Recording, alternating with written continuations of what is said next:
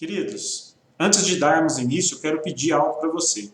Se você puder se inscrever no nosso canal, vai nos ajudar bastante para que o YouTube recomende essa mensagem para outras pessoas. Quanto mais inscritos, mais o YouTube vai nos recomendar. Então eu conto com você para deixar o seu like, para deixar um comentário. Se você quiser pedir oração, você pode pedir oração aí nos comentários. Então, conto com você. E se você já puder fazer isso agora, nos ajude.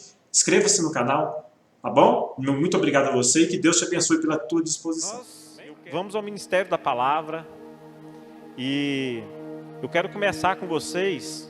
Eu preciso que vocês acompanhem na Bíblia. Nós vamos fazer uma nova jornada a partir desse fim para início de ano. Dentro do ano de 2021, caminhar em 70% de pregações expositivas, 30% temáticas. Porque uma hora ou outra você precisa de ter temas específicos em algumas situações. Mas nós vamos, a partir de hoje, já começar o livro de Colossenses. E eu gostaria que os irmãos fechassem seus olhos e fizessem essa oração comigo. Senhor Jesus, nós nos apresentamos diante do Senhor. Olha para o nosso coração. Dilata, Deus, o nosso coração. Ministra em nós da Tua palavra. Que dos meus lábios, queridos, saiam do trono da graça para a Tua vida, para que seja semeado na Tua vida a vontade do Senhor, a palavra do Senhor, transformadora na Tua vida, em nome de Jesus. Amém? Então você vai me acompanhando na sua Bíblia, tá? Nós não vamos fazer a leitura toda, nós vamos lendo e vamos expondo a palavra do Senhor. Vou ler com vocês primeiro e segundo versículo que diz: Paulo, apóstolo de Cristo Jesus. A versão é a revista e atualizada, tá? RA. Paulo, apóstolo de Cristo Jesus, por vontade de Deus. E o irmão Timóteo, aos santos e fiéis irmãos em Cristo, que se encontram em Colossos, graça e paz a vós outros da parte de Deus nosso Pai. Paulo, ele enfatiza aqui o seu apostolado. Ele é apóstolo, ou seja, ele foi incumbido pelo próprio Deus, pelo próprio Jesus, a ser apóstolo. Por que ele fala isso? Paulo apóstolo. Porque existia ali os 12 apóstolos. Mas Paulo não fazia parte dos 12. Paulo veio depois. E aqueles 12 tiveram 3 anos e meio ali com Jesus, na caminhada do ministério de Jesus. E Paulo não teve. Mas Paulo, naquele momento, que a gente sabe da história, ele tem um encontro com Jesus, e Jesus constrói em Paulo um apóstolo, faz dele um apóstolo. Por isso Paulo fala aqui que ele é apóstolo. Por quê? As pessoas tinham que reconhecer a autoridade que ele tem como ministro de Jesus. Porque o próprio Jesus o arregimentou, o chamou. Então ele se coloca: eu sou o apóstolo. Não para se engrandecer. Olha só por que Paulo nem se engrandece. Porque logo em seguida ele fala: e o irmão Timóteo. Ele se equipara. E o irmão Timóteo, eu, o apóstolo Paulo, e o irmão Timóteo. Estamos escrevendo essa carta aos santos e fiéis irmãos em Cristo. Aos santos, aqueles que são separados, aqueles que abriram mão de si, daqueles que negaram o mundo e permanecem fiéis, negando o mundo, negando a sua vontade. Por quê? Estão em Cristo. Estar em Cristo é um segredo. Guarda isso para a tua vida. E Paulo então deseja para eles o quê? A graça. Tem gente que fala paz e graça. Queridos, é graça e paz, porque antes de tudo, para você ter paz com Deus, você necessita da graça dele. Sem a graça, você não tem paz com Deus. Não tem como você entrar diante de Deus, na presença de Deus, para ter paz, se você primeiro não tiver sido alcançado pela graça. Então Paulo fala para os colossenses a graça e a paz de Deus e do nosso Senhor Jesus. A importância que tem a graça nas nossas vidas. E aí, nós vamos para o versículo 3. E damos sempre graças a Deus, Pai do nosso Senhor Jesus Cristo, quando oramos por vós.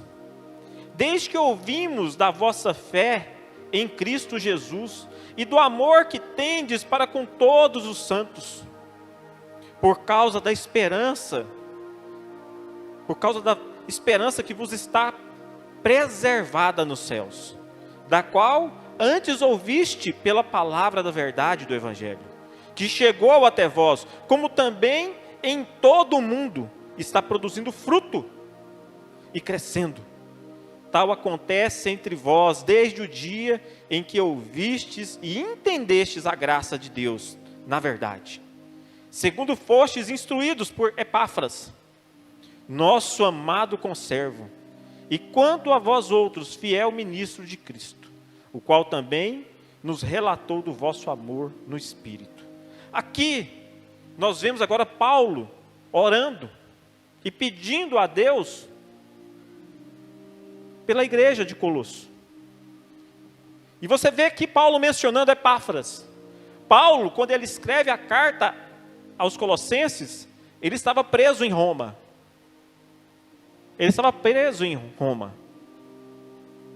Paulo não conheceu os Colossenses. Paulo nunca esteve na igreja dos Colossenses.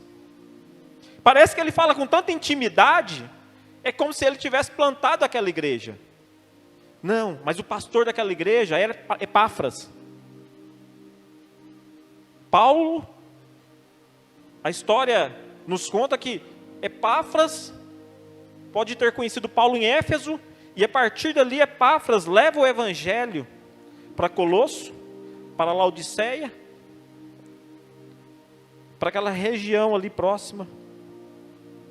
E então, nós vemos que Epáfras vai contar para Paulo do que aconteceu lá na cidade de Colosso, daquilo que estava acontecendo em Colosso. E Paulo, como ele é apaixonado por Jesus, ele faz uma oração para aquele povo, para que eles possam transbordar. Olha, uma das coisas maravilhosas, para que eles possam transbordar na vontade de Deus, na sabedoria e no entendimento espiritual. Queridos, Paulo ora para que a igreja de Colosso transborde, fazendo a vontade de Deus, tendo a sabedoria de Deus e o entendimento espiritual das coisas de Deus. Para que isso, pastor? Para que Paulo está orando? Para que eles tenham isso? Porque sem você fazer a vontade, sem você ter a sabedoria, e sem você ter o entendimento espiritual das coisas, você não produz fruto. Você não cresce espiritualmente. Você não rompe com os cárceres da sua vida cotidiana, desse mundo. Você não consegue negar a si mesmo. Você não consegue abrir mão das coisas, dos prazeres do mundo em prol de Cristo. É tão interessante que Jesus fala: aquele que negar a si mesmo, eu o confessarei diante de meu Pai. Mas aquele que não negar a si mesmo, por razão de pai e mãe, de irmão, ou de trabalho, ou de qualquer outra coisa, eu o negarei diante de meu Pai. É dura essa palavra. É dura. Por quê? Jesus está falando de pessoas que não produzem fruto. que não abrem mão do seu eu, por Ele que morreu na cruz, por mim e por você. E o produzir fruto tem a ver com viver de modo digno. Modo digno. O que é viver de modo digno, pastor? É crescer no conhecimento de Deus. O que você sabe de Deus? É suportar as provações. Tantas provações que nós passamos agora, nesse ano. É ter gratidão em meio a elas, a Deus. Pastor, não tem nada para agradecer nesse ano. Misericórdia, querido. Você precisa ter. Por quê? Porque somente assim, é o fruto que é produzido em nós. Porque quando a gente cresce no conhecimento de Deus, a gente sabe que todas as coisas cooperam para o bem daqueles que amam a Deus. Está lá em Romanos 8. Todas, tanto as coisas boas, como as coisas más, todas, não exclui nenhuma, cooperam para o bem daqueles que amam a Deus. Tem situações na nossa vida que a gente não entende por que nós estamos passando. Mas se você ama a Deus, se você realmente ama a Deus, ao ponto de negar suas vontades, ao ponto de abrir mão do seu eu, dos seus prazeres. Querido, a carne da gente não gosta de orar. A carne da gente não gosta de vigília. A carne da gente não gosta de sair de casa para vir no culto. A carne não gosta. Mas eu não faço o desejo da minha carne. Porque eu amo a Deus. Meu espírito anseia por estar na presença do Pai. O meu espírito anseia em sentir o cheiro, o abraço do Pai. É diferente. Mas enquanto eu estou dando vazão para a minha carne, para os meus prazeres, eu estou negando a Cristo. Eu estou negando a Cristo. Nós temos uma vez por mês vigília. Cadê os irmãos da vigília? Vamos ver o mês que vem, né? Uma vez por mês, você não se programa para estar na vigília. Misericórdia de você. Será que você é cristão mesmo? Eu fico na dúvida. Mas Deus sabe. Por quê, pastor? Uai, é uma vez por mês. Você não abre mão de sair mais cedo do trabalho, de se preparar para vir aqui? Orar? Você quer o que da vida? Jesus morreu na cruz por você. Misericórdia. Querido, não é religiosidade. É preço que deve ser pago. É preço que deve ser pago. Então assim, é algo que eu oro a Deus, o meu coração dói na presença do Senhor. E eu peço a Deus, misericórdia, Deus, eles vão acordar. Misericórdia do povo, Senhor, da tua igreja, eles vão acordar. Eles vão acordar.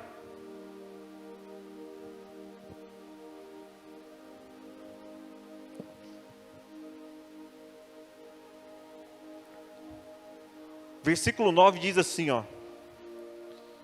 Por essa razão também nós, desde o dia em que ouvimos, não cessamos de orar por vocês, de pedir que transbordem de pleno conhecimento da sua vontade, em toda a sabedoria e entendimento espiritual, a fim de vivermos de modo digno do Senhor, para o seu inteiro agrado, frutificando em toda boa obra e crescendo no pleno conhecimento de Deus, sendo fortalecidos com todo o poder, segundo a força da sua glória, em toda a perseverança e longanimidade com alegria, dando graças ao Pai que vos fez idôneos, a parte que vos cabe da herança dos santos na luz. Aqui, eu estou lendo agora aquilo que eu preguei. Para ficar claro para você o que está sendo dito. Porque nós só podemos fazer isso se nós formos fortalecidos pelo poder de Deus. Nós só podemos produzir esse fruto se nós formos fortalecidos pelo poder de Deus. Nós somente teremos essa perseverança e essa longanimidade que é dita aqui, se nós nos entregarmos a Deus. Por quê? Quem faz essa obra em nós não é o nosso próprio esforço. Não sou eu mesmo que faço isso, mas é o Espírito Santo que habita em mim, que me motiva e que fala comigo e que me direciona. Você já ouviu falar uma passagem na Bíblia que fala que não entristeçais o Espírito Santo? Querido, quando você entristece o Espírito Santo, é a mesma coisa de você entrar na depressão. É a mesma coisa de você abrir a brecha para o diabo. Você entristeceu ele. Você fez algo que ele ficou triste. A Bíblia fala que a alegria do Senhor é a nossa força. Se o Espírito Santo que está em você é triste, você vai ser fraco ou forte? Fraco. Fraco. Sua vida vai ser, parece uma montanha russa. Estou bem, estou ruim, estou bem, estou ruim, estou bem, estou ruim. Nunca muda. Nunca muda. O estado é o mesmo. Por quê? Não faz as coisas que agradam ao Senhor. Luta contra ainda. Paulo, então, quando ele escreve, ele ora pelos colossenses para que eles entendam isso. Para que eles não venham padecer. E Paulo fala sempre com alegria e dando graças. Nós precisamos, no meio das nossas aflições, dar graças a Deus. Mas não é aquele graça xoxo, não. A Fernanda chegou aqui, abriu um sorriso. Graça e paz, irmãos. Aí os irmãos, graça e paz. Graça e paz, irmãos. Graça e paz. Cadê a alegria? Você saiu da sua casa morto? Aqui tem vida. Aqui tem vida.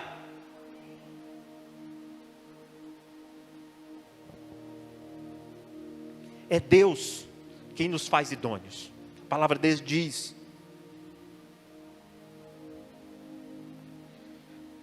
No versículo 12. Dando graças ao Pai, que vos fez idôneos. A parte que vos cabe da herança dos santos na luz. Nós temos uma herança. Nós temos uma herança. E o versículo 13 é maravilhoso. Ele diz assim: Ele nos libertou do império das trevas e nos transportou para o reino do Filho do seu amor, no qual temos a redenção e remissão dos pecados. Como que você vai falar que não tem Deus? Como que você vai falar que não consegue? Se Ele tirou você do império das trevas e te colocou na luz, no reino de Jesus. Queridos, me perdoem, mas é pouca vergonha. Por quê? Porque você não está mais nas trevas. Você está na luz, mas não quer dar ouvido para o Espírito Santo. Não quer dar ouvido para o Espírito Santo. Prefere ficar como se estivesse em trevas, escondido.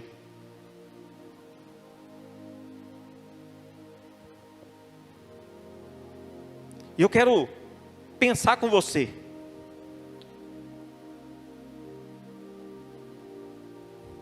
De quem você tem recebido o Evangelho? Os colossenses receberam de Epáfras, que veio de Paulo. Quem tem falado para você do Evangelho? Cuidado de quem você tem ouvido o Evangelho. Pastor, que Evangelho que o senhor está falando? Uma boa pergunta, porque existe vários Evangelhos. Existe o Evangelho segundo Allan Kardec, que é espírita. Existe o Evangelho segundo a Secher Noé. Existe o Evangelho da Rosa Cruz. Todos esses evangelhos, existe o Evangelho do budista, do hinduísta. Todos eles querem levar as pessoas a serem melhores, mas não são evangelhos verdadeiros, são falsos. São falsos.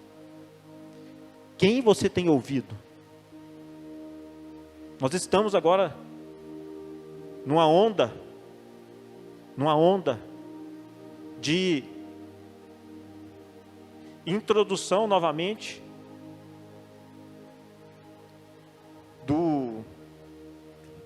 não do evangelho da prosperidade, mas do evangelho do eu. O eu. Não do evangelho de negar a si mesmo, mas do evangelho do prazer a eu mesmo, do que eu posso. Esse evangelho não é de Cristo. Esse não é de Cristo.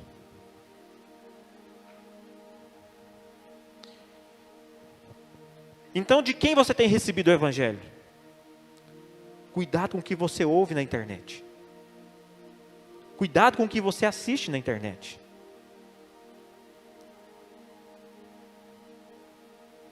Segundo, quando você para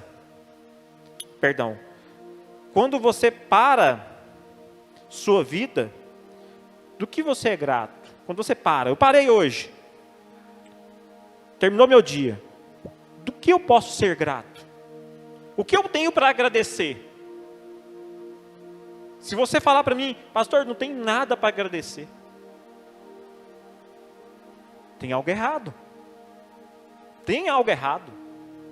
Porque você tem que terminar o seu dia e ter motivos para agradecer.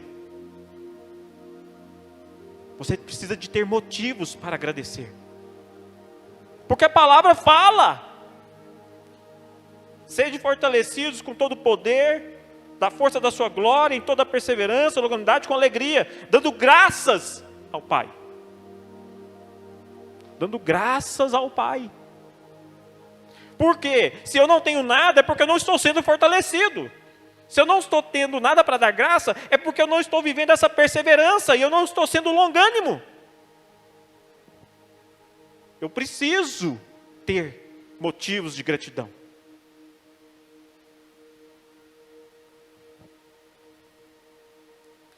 Você pode dizer que existe, queridos, a sua vida, ela precisa ter uma divisão. Antes de Cristo e depois de Cristo. Você precisa ter uma divisão na sua vida. Você precisa reconhecer dentro da sua vida o AC e o DC. O antes de você conhecer a Jesus e o depois que você conheceu a Jesus. Se não houver diferença, é porque você ainda está sem Jesus. Porque quem conhece a Jesus não tem como ficar da mesma forma. Não tem como ficar. Há uma divisão na sua história.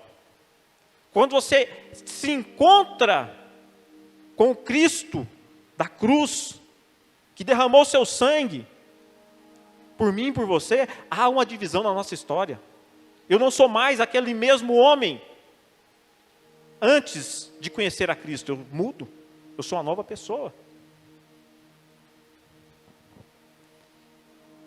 E o que você pode saber, e o que você pode dizer a respeito de Deus? Quem é Deus para você? Pastor, para mim Deus é uma força, é uma energia, é a natureza. Deus é um poder. Isso é que os falsos profetas querem que você pense. Porque Deus é uma pessoa, manifesta no seu Filho, Jesus. Porque a Bíblia diz que quem conhece ao Pai, conhece o Filho. E quem conhece o Filho, conhece ao Pai. Porque o Filho está no Pai, assim como o Pai está no Filho. Deus se manifesta corporalmente a nós, através de Jesus. Através de Jesus, Deus se manifesta corporalmente a nós. Agora, você sabe da vontade dele para a tua vida? O que Deus quer da tua vida? O que Jesus quer da tua vida? Porque Ele desceu do céu, aonde Ele não tinha problema, aonde Ele tinha de tudo. Ele é o Todo-Poderoso, mas Ele desceu do céu, se fez homem, se humilhou. Se humilhou. Ele tinha corpo glorificado e veio para cá, um corpo carnal. Ele se humilhou. Por mim e por você. Olha o preço. Ele andou no nosso meio. Ele teve os nossos sentimentos. Ele sentiu tristeza. Ele chorou. Ele foi bebê. Ele teve que nascer de mulher. Ele teve adolescência. Ele caiu, machucou. Graças a Deus, na época não tinha metiolate, Jesus, né? Quem lembra do metiolate? Misericórdia do metiolate, né? Eu brincava de bola, querido. O meu medo não era de machucar. O meu medo é ter que passar metiolate. Arrancava os tampão dos dedos, jogando bola na rua, naqueles bloquetes, e pá! Tava nem aí pro tampão do dedo. O problema é quando chegasse em casa, ter que passar o metiolate. Jesus foi criança. Sentiu pavor antes de ir para a cruz. Medo. Foi pregado, crucificado.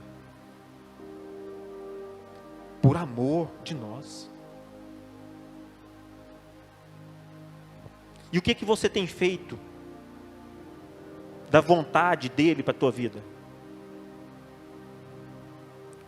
Você tem crescido espiritualmente? Você tem sido um cristão mais comprometido com o reino de Deus? Ou você tem sido um cristão mais comprometido com o meu reino?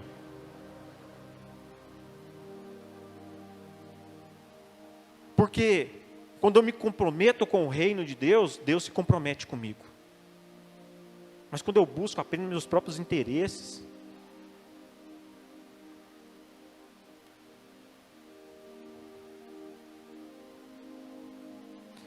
crescimento espiritual é saber negar a si mesmo em prol do reino, é abrir mão de si. As pessoas à sua volta falam o que de você? O que as pessoas falam de você? Nossa, como você mudou.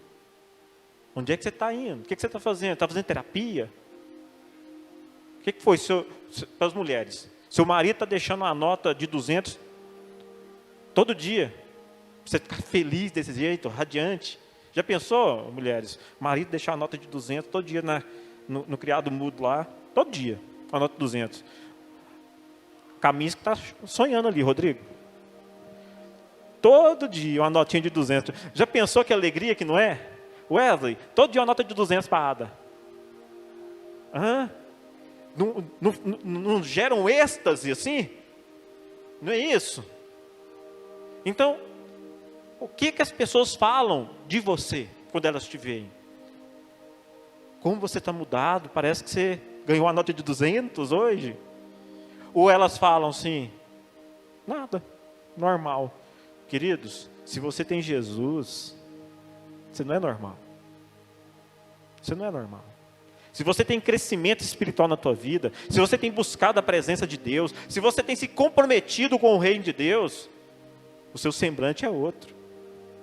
A sua vida é outra. Se você está triste, se você está depressivo, está faltando fazer a vontade do Pai. Pastor, mas eu não tenho vontade de fazer a vontade do Pai. Ué, a carne não quer mesmo. Eu faço sem ter vontade, eu faço porque é certo, eu faço porque eu sei que o meu espírito vai ficar bem e que eu vou ter retorno depois. Porque quem me motiva a fazer não sou eu, porque eu mesmo não tenho força para fazer. Mas é o Espírito que habita em mim. Você tem que ser dependente de Deus. Se você não for dependente de Deus, Deus não tem como. Você precisa crer que Deus vai te fortalecer.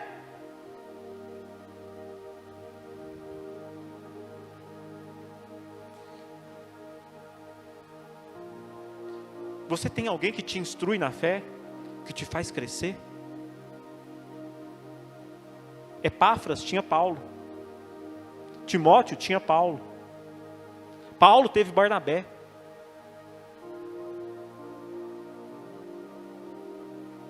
Ninguém cresce sozinho, querido.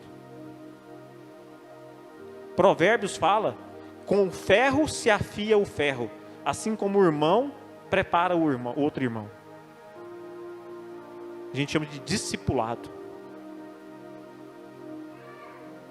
E às vezes, quando um ferro passa no outro, sai até faísca. Mas faz parte do processo. E eu quero concluir, para nós celebrarmos a ceia do Senhor.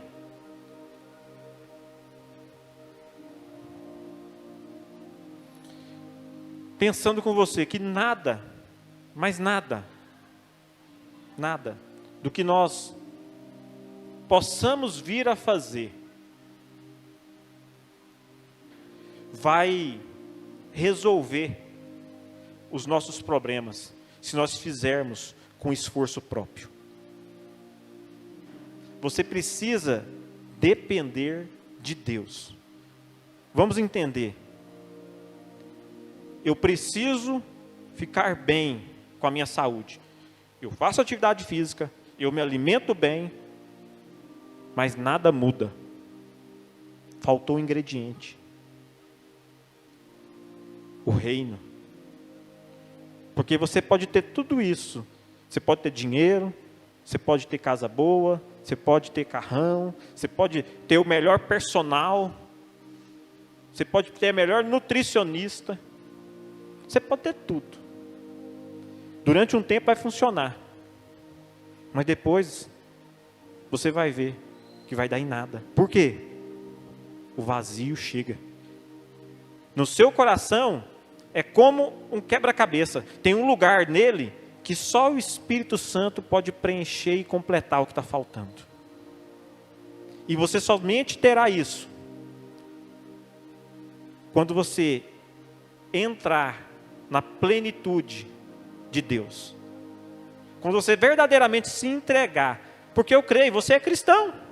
Você tem o Espírito Santo. Mas as tuas atitudes às vezes levam o Espírito Santo a se entristecer. E você precisa alegrar com o Espírito Santo. Você precisa alegrar o Espírito Santo. Porque a alegria do Senhor é a nossa força. É palavra de Deus, querido. Não é mantra, é palavra de Deus. A alegria do Senhor é a nossa força. É a nossa força. E eu encerro chamando o Ministério de Louvor.